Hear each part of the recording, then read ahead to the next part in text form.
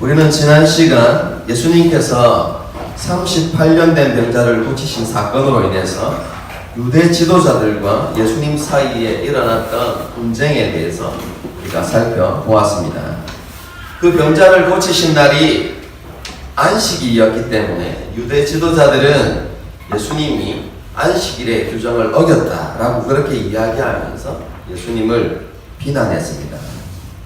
예수님께서는 자신을 비난하는 유대 지도자들에게 아버지께서 지금까지 일하시기 때문에 나도 일한 것뿐이다 이렇게 대답하셨습니다. 여러분, 이 예수님의 대답은요, 예수님 자신과 하나님 아버지가 동등한 분이심을 이야기하는 것이었습니다. 이것을 너무나 잘 이해했던 유대 지도자들은 예수님의 이 발언이 신성모독죄에 해당한다고 생각했습니다. 사람으로서 하나님과 동등한 존재라고 이렇게 이야기하는 것이 매우 불경스러운 이야기였기 때문에 그런 것입니다. 유대 지도자들이 생각한 것은 이런 의미입니다. 예수님이 자기 자신을 하나님과 동등한 분이라고 이야기한 것은 아버지 하나님과 대등한 존재로서, 그리고 아버지 하나님과 경쟁할 수 있는 그런 또 다른 하나의 신으로 자기 자신을 소개하는 것으로 받아들였습니다. 그래서 그것이 신성모독죄에 해당한다고 생각했던 것이죠. 예수님께서는 이러한 유대 지도자들의 생각을 아시고 자신은 아버지 하나님과 모든 것에 있어서, 그리고 모든 면에 있어서 동등한 분이시지만 자신은 철저하게 하나님께 의존되어 있고 하나님께 절대적으로 순종하는 분이심을 나타내 보이셨습니다. 다르게 표현하면 예수님께서는 하나님께서 보여주신 대로, 그리고 하나님께서 행하신 대로만 그대로 행하신다는 것입니다. 오직 하나님께서 원하시는 것만을 행하시는 분으로 자신을 나타내신 것입니다. 예수님께서 그렇게 행하시기 때문에 하나님께서 예수님을 기뻐하셔서 아들이신 예수님에게 자신의 모든 권세를 위임하셨다 이렇게 말씀하시는데, 특별히 요한복음 5장에서는 그 권세 가운데 생명을 수여하시는 권세와 또 심판하는 권세를 아들에게 위임하셨음에 대해서 말씀하고 있습니다. 이어지는 오늘 본문에서는요, 예수님께서는 어떤 사람에게 생명을 주시는가, 그리고 어떤 사람이 예수님께 심판을 받게 되는가에 대해서 말씀해 주십니다.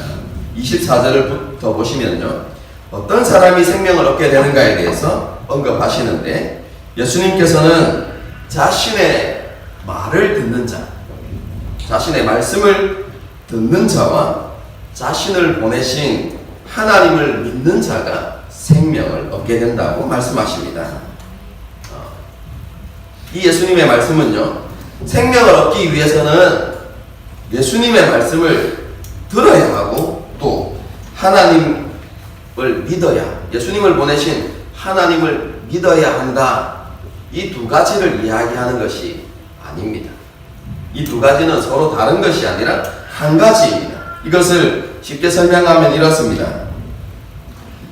예수님이 하나님께서 보내신 분이라는 것입니다. 그래서 예수님을 하나님께서 보내신 분으로 인정하고 예수님께서 하시는 말씀을 듣는 자들은 생명을 얻게 된다는 것입니다. 그런데 여기에서 예수님의 말을 듣는다는 것은 단순히 예수님이 말하는 그 소리를 듣는다라는 의미가 아니라 예수님의 말을 믿고 순종한다는 의미가 내포되어 있습니다. 아버지 하나님께서 보내신 예수님께서 들려주시는 그 말씀을 듣고 믿고 그리고 순종할 때에 예수님께서 주시는 생명을 얻을 수 있다고 그렇게 말씀하시는 것이죠. 예수님께서는 아버지를 통해서 보고 들은 것만 행하시는 분이시다 이렇게 말씀을 드렸는데, 여러분 말씀도 마찬가지입니다. 예수님께서 이 땅에 오셔서 말씀을 전하시지만 그것은 예수님 자기 생각대로 말씀을 전하시는 것이 아니라 아버지 하나님으로부터 들은 것만을 말씀하시기 때문에 예수님의 말씀은 곧 하나님의 말씀이라고 여러분 이해할 수 있습니다. 그렇기 때문에 예수님의 말씀을 믿는 것은 곧 하나님의 말씀을 믿는 것과 똑같은 것이죠.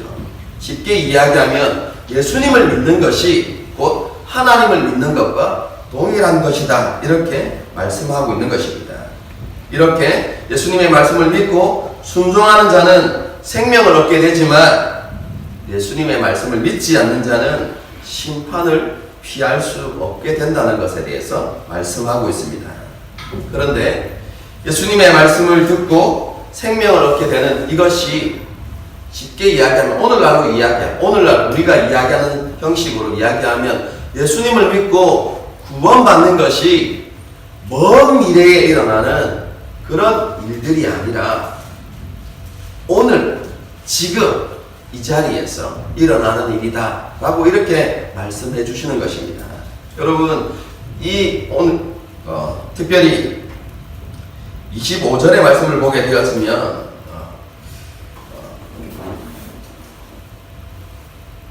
죽은 자들이 하나님의 음성을 들을 때가 오나니 이렇게 되어 있는데요. 이것은 배경이 있습니다. 어디일까요? 에스겔서 37장을 염두에 두고 있는 말씀입니다. 여러분 에스겔 37장을 보게 되었으면 하나님께서 에스겔을 한 골짜기로 이끌어 가십니다. 그런데 그 골짜기에 마른 뼈들이 가득합니다. 그런데 그 마른 뼈를 향하여서 에스겔 선지자가 하나님의 말씀을 대언할 때에 그 하나님의 말씀이 선포될 때에 그 마른 뼈들이 즉시 살아났던 것처럼 예수님의 말씀을 듣고 믿는 자들은 그 즉시 예수님께서 주시는 생명을 얻게 된다는 것입니다. 예수님께서 주시는 구원을 받게 된다는 것을 말씀하고 있는 것입니다. 여러분 어떻게 이런 일이 일어납니까? 그 이유에 대해서 뭐라고 이야기해? 26절을 보십시오. 아버지께서 자기 속에 있는 생명이 있음같이 아들에게도 생명을 주어 이렇게 되어 있는데요.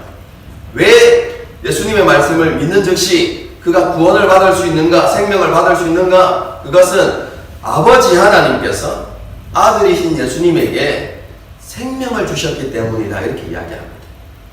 아버지 하나님께서 생명을 주셨기 때문에 그러니까 예수님 안에 뭐가 있습니까? 생명이 있는 것이죠. 생명이 있기 때문에 자신의 말을 믿는 자에게 즉시 그 생명을 주시기 때문에 말씀을 들을 때, 듣고 믿을 때에 구원의 역사가 일어난다 이렇게 이야기하는 것입니다. 26절의 말씀이 그런 의미입니다. 그런데 여기에서 한번 우리가 생각해 볼 것이 있습니다. 그게 뭐냐면 아버지 하나님께서 아들에게 생명을 주셨다는 표현입니다. 여러분 이것을 우리가 그냥 읽어요. 문자 그대로만 이렇게 읽으면 예수님 안에 뭐가 없어서요? 생명이 없어서 아버지 하나님께서 예수님에게 생명을 주신 것처럼 그렇게 표현되어 있습니다. 그런데 그런 의미가 아닙니다. 그렇죠? 요한복음 1장을 보면 이미 그렇죠? 예수님 안에 생명이 있었음을 이야기하고 있습니다. 예수님이 어떤 분이십니까? 영원 전부터 하나님과 함께 계셨던 말씀이고 그 말씀은 곧 하나님이셨습니다. 예수님이 곧 하나님이시고 하나님 안에 생명이 있었다 이렇게 이야기하고 있어요. 영원 전부터 예수님 안에 생명이 있었습니다. 그런데 오늘 본문에서 그러면 아버지께서 아들에게 생명을 주셨다 이렇게 다시 표현하고 있는데 도대체 이것은 무엇을 의미하겠습니까?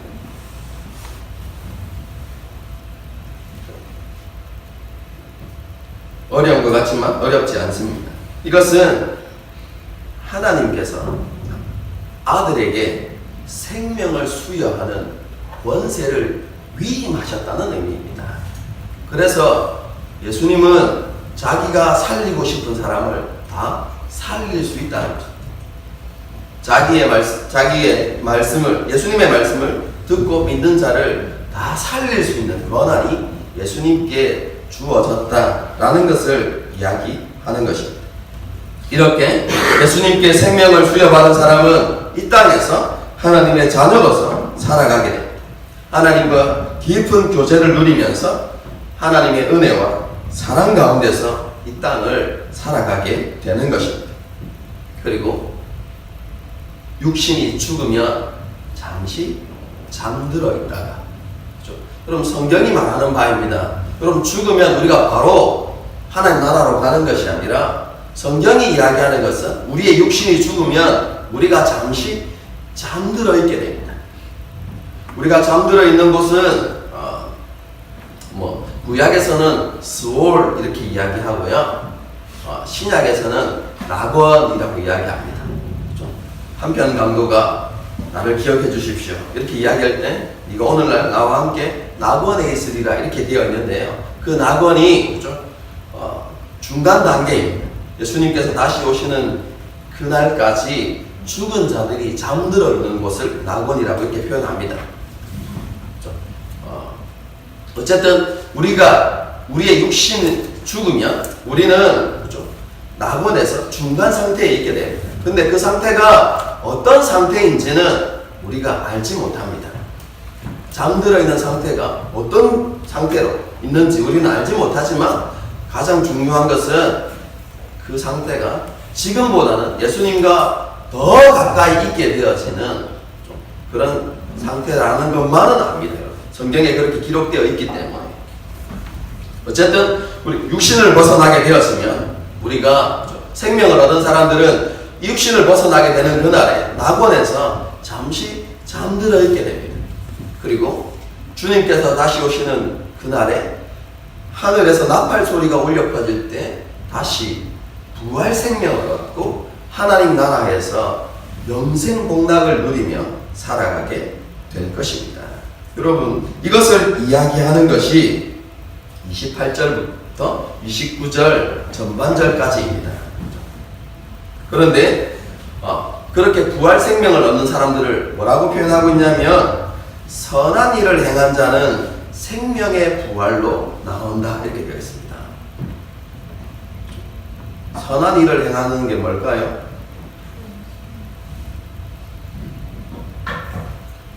이 땅을 살아갈 때 착한 일을 많이 한 사람들, 혹은 선행을 많이 베푼 사람들은 부활 생명을 얻습니까? 여기에서 선한 일을 행한 자들이라고 이야기하는 것은 쉽게 이야기하면 예수님의 말씀을 믿고 순종한 것을 이야기합니다. 요한복음 6장에 나옵니다. 하나님의 일이 무엇이냐면 하나님께서 보내신 아들을 믿는 것이 하나님의 일이다 이렇게 나타나거든요. 그런 의미에서 여기서 선한 일은 다른 일이 아니라 예수님의 말씀을 믿고 순종한 그 사람들은 주님께서 다시 오셨을 때에 부활의 영광을 누리게 될 것이다. 지금 이렇게 말씀하고 있는 것입니다. 하나님께서는 예수님께 이렇게 생명을 수여하시는 권세를 주셨을 뿐만 아니라 모든 세상을 심판하는 권세까지 주셨다. 이렇게 말씀하고 있습니다. 예수님의 심판 역시 미래적이지만 않고 현재적인 부분들이 있습니다. 요한복음을 보게 되었으면 하나님의 심판은 현재적인 것으로 계속해서 나타납니다. 예수님의 말씀을 듣고 믿지 않는 것, 그것 자체가 하나님의 심판을 받은 것이다 이렇게 이야기합니다. 한번 생각해 보십시오.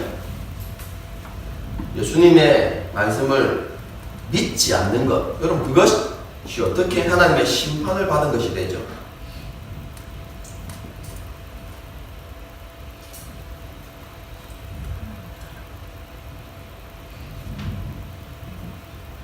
생각하는 힘을 기르십시오. 여러분 보십시오.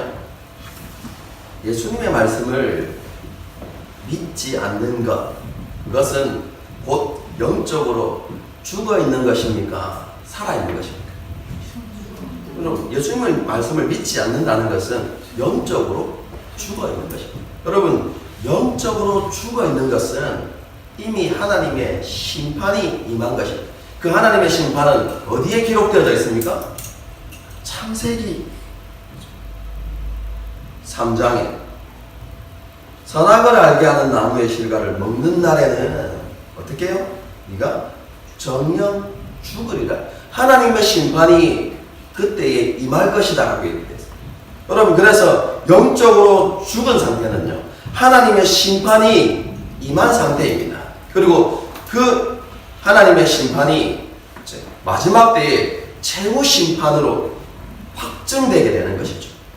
영적으로 죽어서 이렇게 죽어서 이 땅을 살아가다가 육신을 벗어나게 되면 여러분, 그 사람은 어떻게 됩니까? 바로 죽어서 지옥에 가는 게 아닙니다. 불못에 가는 게 아닙니다. 예수님을 믿지 않는 사람들도 육신을 떠나게 되어지면 중간 상태가 있습니다. 그 중간 상태 어디에 가 있을까요? 낙원에 가 있는 것이 아니라 음부에 내려갑니다. 성경에 그렇게 기록되어 있습니다. 어디냐고 묻지 마십시오. 안 가봐서 저도 모릅니다. 중요한 것은 예수님을 믿지 않고 죽은 사람들, 예수님의 말씀을 끝까지 거부하다가 죽은 사람들은 중간 상태에 음부에 내려갑니다. 그리고 언제까지 기다립니까? 주님께서 다시 오시는 그날까지 기다리게 됩니다. 여러분, 주님께서 다시 오시는 그날에 음부에 있었던 그들도 부활합니다. 여러분, 다시 살아납니다. 다시 살아나서 자신이 받았던 그 하나님의 심판을 이제 최종적으로 이제 받게 되는 것입니다.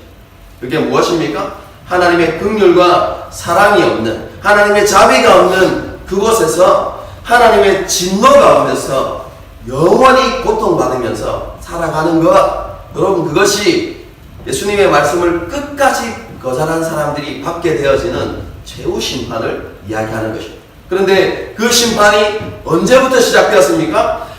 예수님의 말씀을 거절하는 그 순간부터, 끝까지 믿지 않는 그 순간부터 하나님의 심판이 시작되었고, 그들이 여전히 그 심판 가운데 있었고, 그리고 그 심판이 자신에게 최종적으로 적용되어지는, 확증되어지는 그때가 주님께서 다시 오시는 그날이다 라는 것을 이야기하는 것입니다.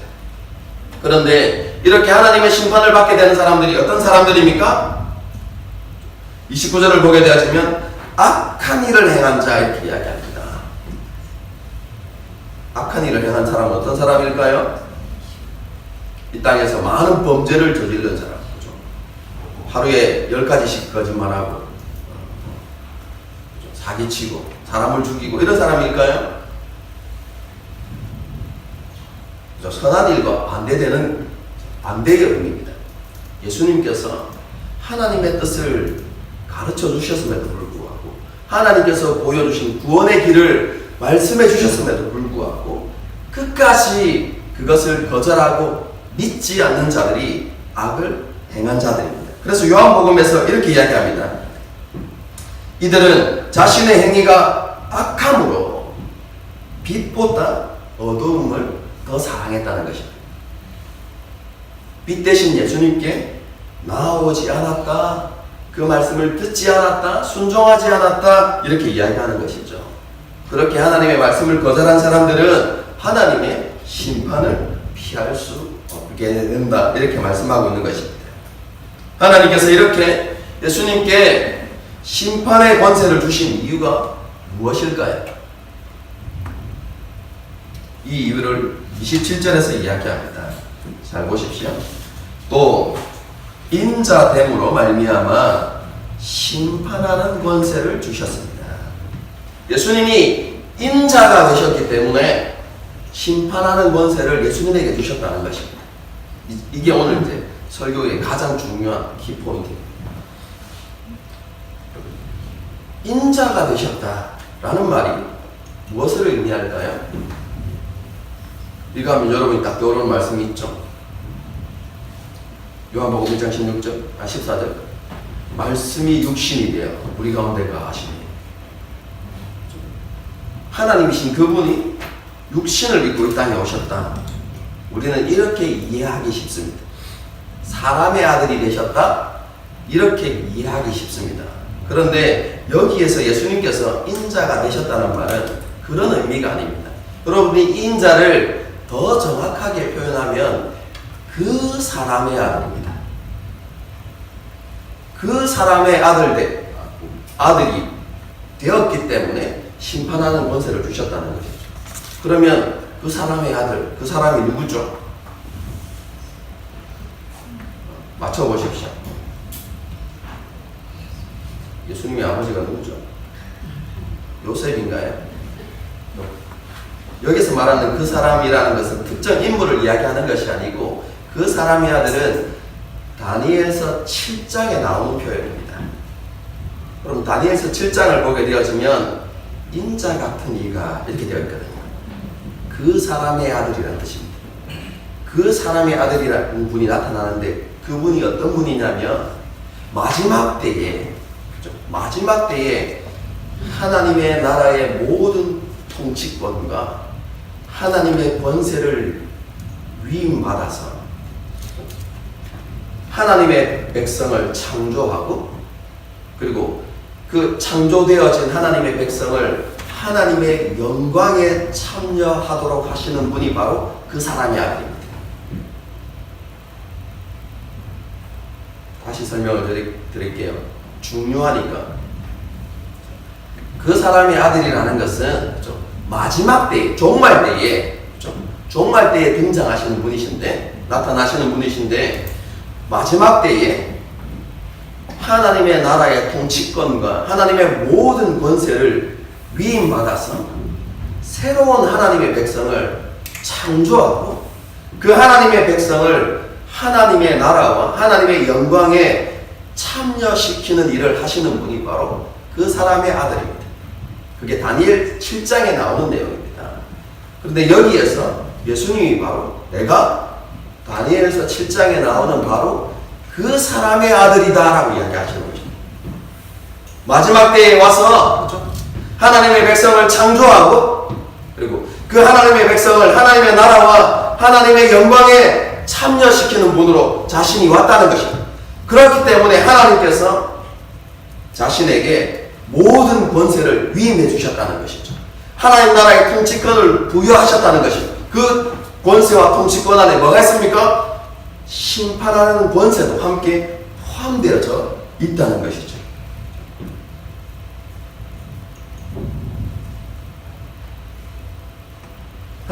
예수님께서는 지금 그 권세를 가지고 자신의 말씀을 믿지 않는 그들에게 심판을 선언하실 수 있다고 그렇게 말씀하고 있는 것입니다. 이런 권세를 가진 예수님께서 행하시는 심판은 온전히 의로운 심판이 될 것입니다. 왜 그렇습니까? 예수님께서 행하시는 심판도 예수님 마음대로 하시는 것이 아니라 아버지께서 행하시는 그대로 행하는 심판이 될 것이기 때문에 그렇습니다. 오직 자신은 보내신 아버지의 뜻대로만 심판을 행하시기 때문에 그 심판도 의로운 심판이 될 것이라고 말씀하고 있는 것이죠. 여기까지가 오늘 본문의 말씀의 내용인데요. 말씀을 한번 정리하겠습니다. 예수님께서는 자신이 그 사람의 아들이심을 말씀하셨습니다. 마지막 때에 하나님의 백성을 창조하고 그들을 하나님의 나라와 하나님의 영광에 참여케 하시는 분으로 이 땅에 오셨다는 것입니다. 그렇기 때문에 그 일을 위해서 아버지 하나님께서 예수님에게 모든 권세를 위임하셨는데 특별히 요한복음 5장을 보게 되어지면 생명을 수여하는 권세와 그리고 모든 세상을 심판하는 권세를 예수님에게 주셨다는 것입니다. 그래서 예수님은 그 권세를 가지고 자신의 말씀을 듣고 믿고 순종하는 자에게는 생명을 수여하시지만 끝까지 자신의 말씀을 부인하는 사람들에게는 하나님의 심판을 받게 된다. 하나님의 심판이 임하게 된다는 것을 말씀하고 있는 것입니다. 그리고 예수님께서 생명을 주시는 것과 심판하시는 것, 이 두 가지는 모두 하나님의 뜻을 따라서 행하는 것이기 때문에 그것은 의로운 행동이 될 것이다. 의로운 것이 된다 라고 말씀하시는 것이 오늘 본문 전체의 말씀 내용입니다.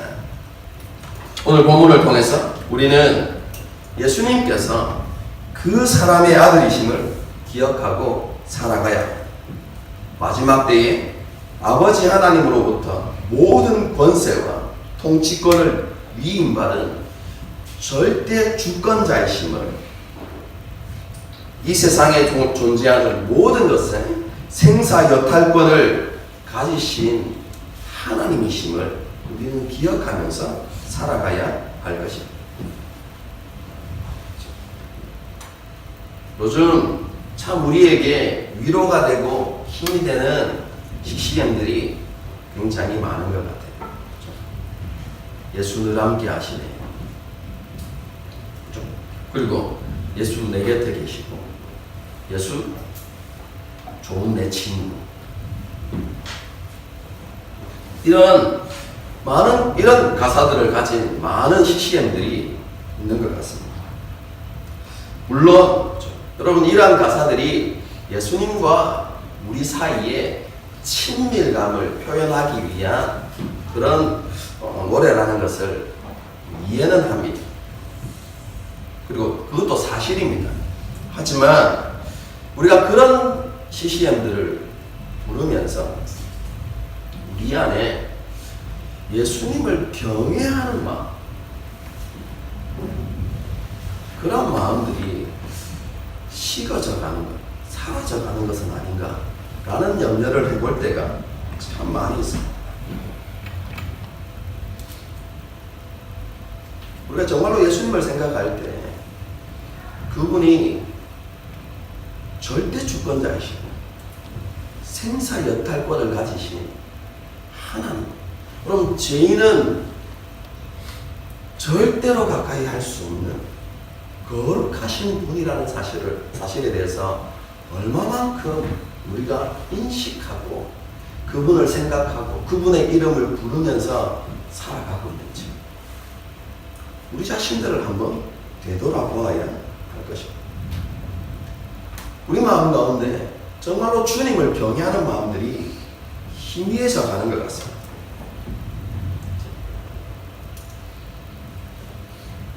주님의 이름을 부를 때도 두렵고 떨림으로 부르는 것이 아니라 그냥 진짜 만만한 친구 부르듯이 그분의 이름을 너무나 쉽게 부르고요.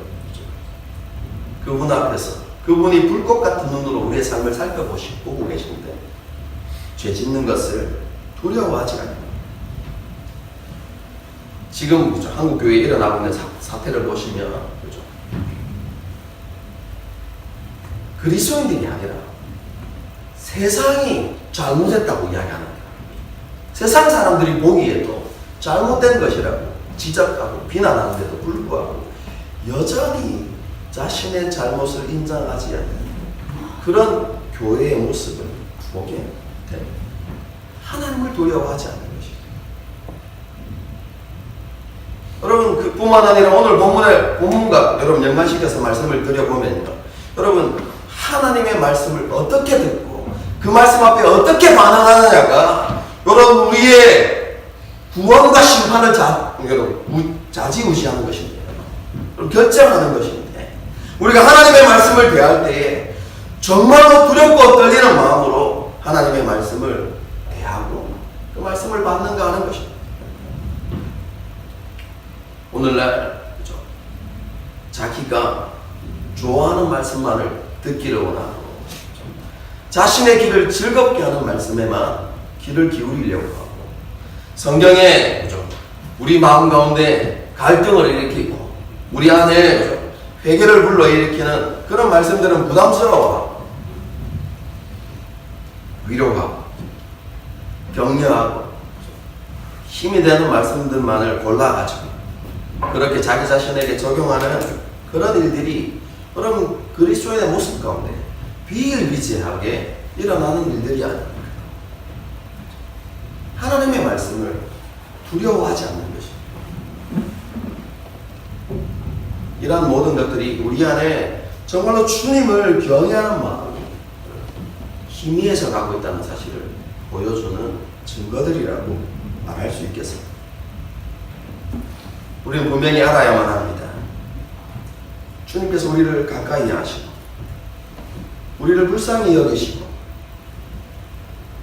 우리에게 한없는 사랑과 친절을 베푸시는 것은 우리로 하여금 하나님을 경외하도록 하기 위함입니다. 여러분 이것을 노래하는 시편이 있습니다. 시편 130편. 그럼 시편 130편을 보게 되어지면 이렇습니다. 쉽게 풀이해서 여러분에게 말씀드리면 이렇습니다. 하나님께서 우리의 모든 죄를 일일이 다 감찰하시며 누가 하나님 앞에 설 수 있습니까? 그 어떤 사람도 그 하나님의 눈을 피할 수 없고 그 죄에 대한 하나님의 진노와 심판을 받을 수밖에 없습니다. 그런데 주님은 우리에게 용서를 베푸시는 분이십니다. 그런데 그렇게 주님께서 우리에게 용서를 베푸시는 것은 오직 주님을 경외하도록 하기 위함입니다. 이렇게 설명하고 있습니다. 기억하십시오. 그분이 우리의 친구가 되셔서 우리에게 자신의 친밀함을 드러내시는 것은 우리에게 아무런 자격이 없음에도 불구하고 그분이 우리에게 은혜와 사랑을 한없이 베풀어 주시는 것은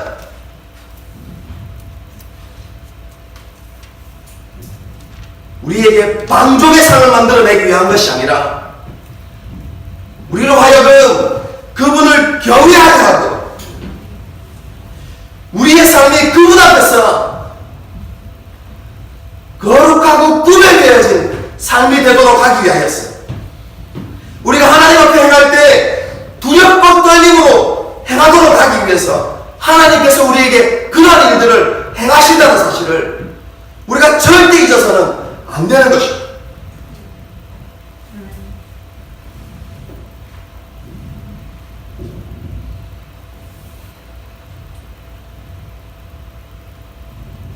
우리가 하나님과 친밀함을 누려야 하는 것은 분명한 사실이지만 그것과 함께 우리 중심 가운데서 정말로 주님을 경외하는 마음이 사라지지 않도록 정말로 조심해야 되는 것입니다.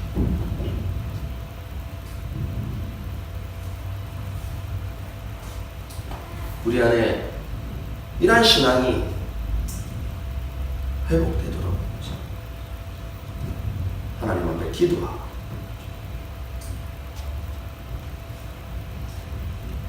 그리고 그분 앞에 겸손하게 서기 위해서 노력하는 그런 삶을 살아가는 저와 여러분이 되어야 할 것입니다.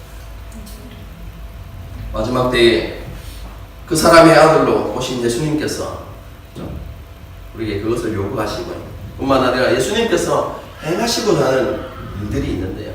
첫 번째는 아까도 말씀드렸지만 하나님의 백성을 창조하는 일.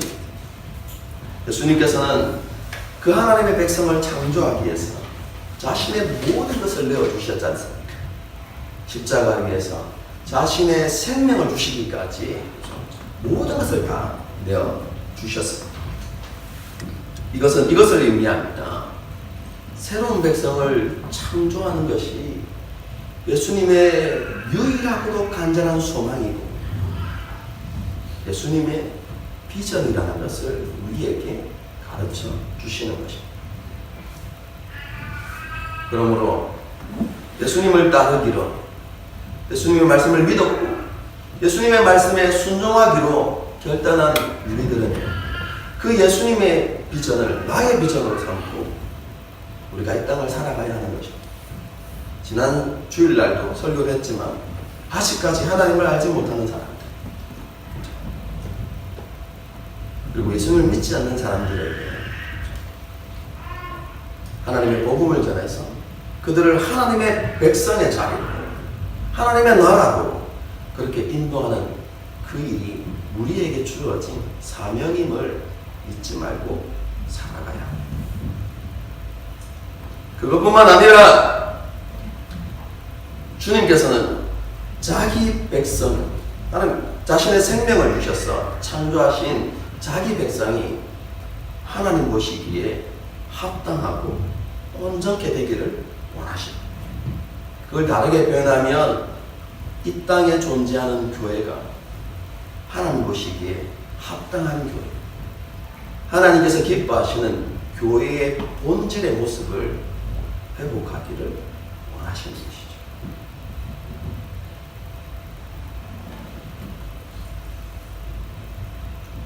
그러므로 우리들은 하나님의 교회가 정말로 하나님께서 기뻐하시는 모습을 회복하고, 그래서 건강한 교회가 되도록 하기 위해서 우리의 것들을 내려놓을 줄 아는, 우리의 시간, 때로는 우리의 돈, 그리고 우리의 몸, 이러한 것들을 주님께 드리고 헌신할 수 있어야 하는 것입니다. 오늘날 교회 안에 보게 되었으면 특별히 젊은 세대 가운데 자기 자신을 희생하거나 자기 것을 하나님 앞에 드리는 것을 기뻐하지 않거나 좀 싫어하는, 그것을 가치 없는 것으로 여기는 그런 그리스도인들이 있는 것을 보게 됩니다. 하지만 우리가 알아야만 합니다. 자기 부인이 없는 신앙은 예수님께서 인정하시는 신앙이 아닙니다. 자기 부인이 없는 신앙은 예수님께 인정받을 수 있는 신앙이 아닙니다. 예수님이 뭐라고 말씀하셨습니까? 나를 따라오려거든 자기 십자가를 지고, 그럼 자기 부인을 이야기하는 것입니다. 자기 부인, 그럼 자기 부인을 전제하고 주님을 따라야 한다는 것이죠. 그래서 십자가를 지지 않고 나를 따르는 자는 내게 합당치 않고, 그럼 자기 부인이 없는 예수님을 따르는 신앙, 그럼 그것은 합당한 신앙이 아니라고 이야기합니다. 그럼 정확하게 이야기하면 그것은 구원받는 신앙이 아닙니다, 여러분.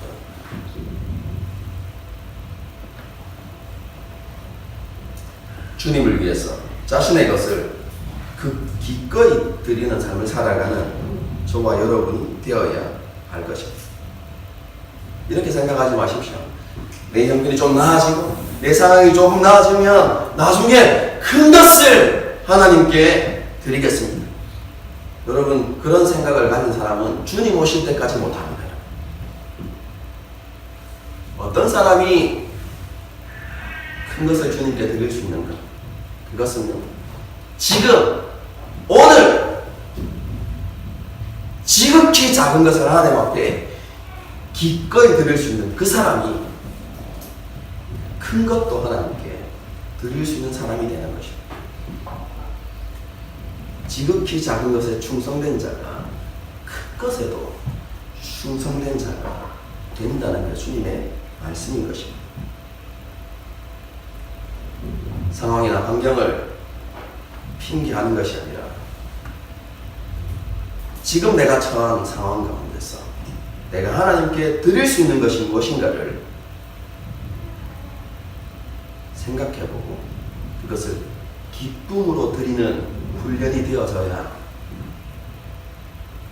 하나님 앞에 우리의 전부를 드리는 그런 신앙의 성숙한 신앙인으로 우리가 자라갈 수 있음을 우리가 늘 기억하며 살아갈 수 있기 바랍니다. 그 사람의 아들 대신 예수님께서 하시는 두 번째 일은요, 하나님의 백성이 하나님의 영광에 참여하도록 하시는 것입니다. 하나님의 영광에 참여한다는 것은요, 너무나 많은 의미가 담겨있기 때문에 이 시간 다 말씀드릴 수 없습니다. 가장 핵심되는 한 가지만을 여러분에게 말씀드리면, 하나님의 영광에 참여한다는 것은 하나님을 기뻐하는 삶을 살아간다는 것입니다. 하나님이 어떤 분이신지 깨닫고 하나님에 대한 경외감을 가지고 하나님을 사랑하는 삶을 살아간다는 것입니다. 하나님께서 베푸시는 은혜와 사랑을 감사함으로 받고 하나님께서 행하시는 모든 일들을 기뻐하고 그것을 찬양하는 삶을 살아가는 것이 바로 하나님을 기뻐하는 삶을 살아가는 것입니다. 하나님께서는 이렇게 자기 자신을 기쁨으로 삼고 살아가는 자기 백성에게 하나님의 기쁨을 선물로 주십니다. 더 정확하게 이야기하면 이 표현은 누가 하는 표현이냐면요, 제가 정말로 좋아하는 설교자입니다. 조나단 에드워드가 이렇게 이야기합니다. 하나님의 기쁨을 구하는 사람에게 하나님은 그 사람의 기쁨을 구하십니다. 이렇게 표현하고 있습니다. 하나님을 기쁨으로 삼는 사람들, 그 사람을 위해서, 그 사람의 기쁨을 위해서 하나님은 일하십니다. 이렇게 이야기합니다. 놀랍지 않습니까? 이해가 되지 않으면 한 사람을 떠올리면 됩니다. 구약의 다윗을 떠올리면 됩니다.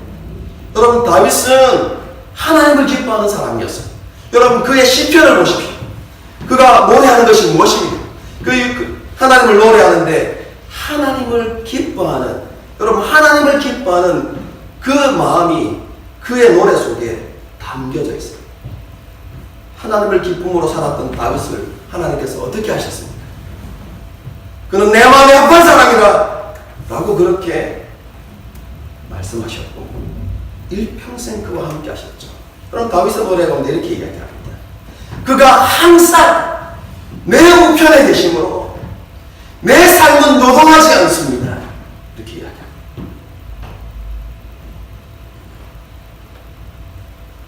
다윗이 하나님의 기쁨을 구하는 삶을 살았기 때문에 하나님은 항상 다윗의 우편에 서 계셨고 다윗과 동행하시고 다윗 앞서서 행하시는 그런 일들을 행하셨던 것입니다. 이것은 다윗만이 누릴 수 있는 은혜가 아닙니다. 하나님을 기뻐하는 삶을 살아가는 모든 그리스도인들에게 주시는 하나님의 은혜입니다. 그런데 머리로만 이해하지 마십시오. 입술의 고백만을 가지고 하나님을 기쁨으로 삼는 그런 삶을 살아갈 수 없습니다. 예수 나의 첫사랑 대신에 예수 나의 기쁨, 이렇게 여러분 늘 말로만 그렇게 한다고 여러분 그런 삶이 사라지는 것이 아닙니다. 하나님 외에 나의 기쁨이 되는 것들을 하나씩 내려놓는 노력과 훈련이 필요합니다. 그래야만 우리가 진정으로 하나님을 기뻐하는 삶을 살아갈 수 있습니다. 한 가지 제가 잘하지 않는 건데요, 한 가지 예화를 들고 설교를 마무리하려고 합니다. 제가 한때 쭉 빠져 있었던 목사님 한 분이 있습니다.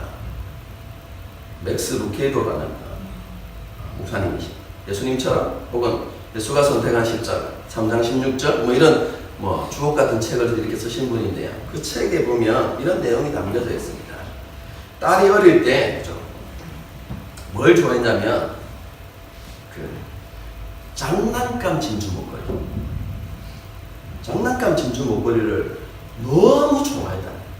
그래서 늘 차고 다니는 거예요. 물고 빨고, 그리고 잘 때도 목걸이를 차고 이렇게 하길래 맥스 루케이도 목사님 이런 생각을 하셨대요. 진짜 진주 목걸이를, 자기가 진주 목걸이를 너무 좋아하니까 진짜 진주 목걸이를 하나 사줘야 되겠다, 이런 생각을 하고 진주 목걸이를 하나 사셨대요. 근데 그냥은 주시지 않고 이렇게 물었답니다. 진주 먹거리가 좋니? 아빠가 좋니? 그러니까 아이가 그냥 얼굴 그죠? 하나도 변하지 않고 아빠요 이렇게. 그래서 목사님이 이렇게 얘기했다. 그럼 그 진주 목걸이 아빠 죽여. 갑자기 딸아이가 풀이 팍 죽어가지고 진주 목걸이를 가슴에 품고 자기 방으로 들어가.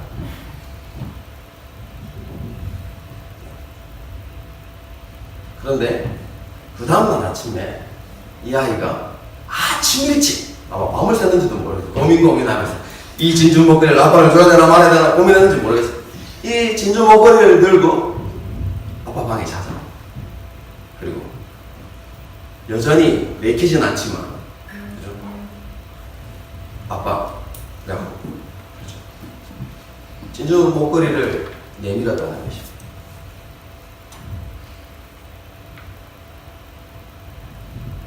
그 진주 목걸이를 받으면서 맥스 루케이도 목사님이 너무 기쁘셨어요.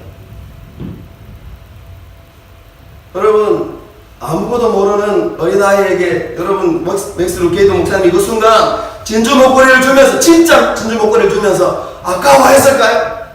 아무것도 모르는 이 아이에게 내가 진짜를 주다니 이렇게. 이 돈이면 가짜를 몇십 개를 살 수 있는 거죠. 내가 이 아이에게 이 진짜를 주다니 아까운 마음으로 손을 벌벌 떼면서 줄까 말까 고민하면서 여러분 그 아이에게 진짜 진주 목걸이를 주었을까요?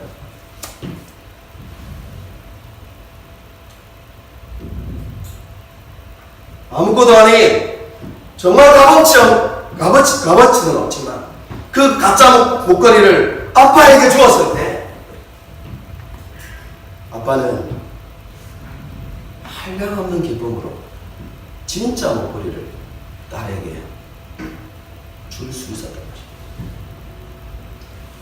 하나님께서 우리에게 원하시는 것이 바로 그것입니다.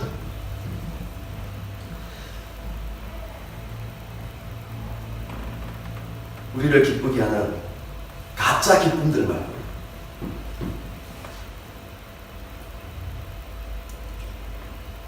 오늘은 다른 날보다 화장이 잘 먹어가지고 기뻐하는 그런 기쁨 말고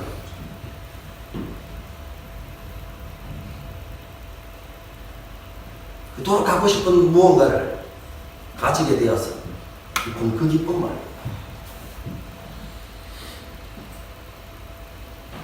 그런 이 세상에 속한 기쁨이 아니라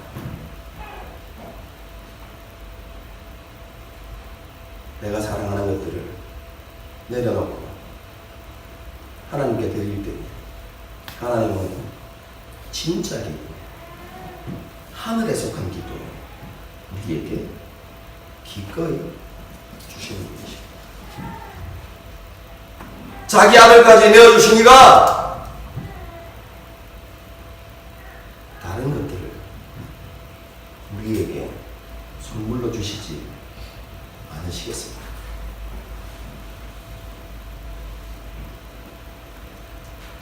하나님 앞에 내 것들을 내려놓으면서 한마디 하십시오. 주님은 내 기쁨이십니다.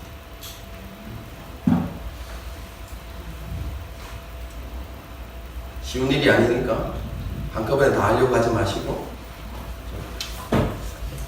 제일 쉽게 포기할 수 있는 것부터 하나씩 하십시오. 내려놓으면서 하나님 나의 기쁨이십니다. 그리고 또 하나를 내려놓으면서 하나님 내 기쁨이십니다. 우리가 그렇게 훈련하며 살아갈 때 어느 날 하나님 그분이 우리의 기쁨의 전부가 되는 그런 은혜를 우리에게 될 것입니다.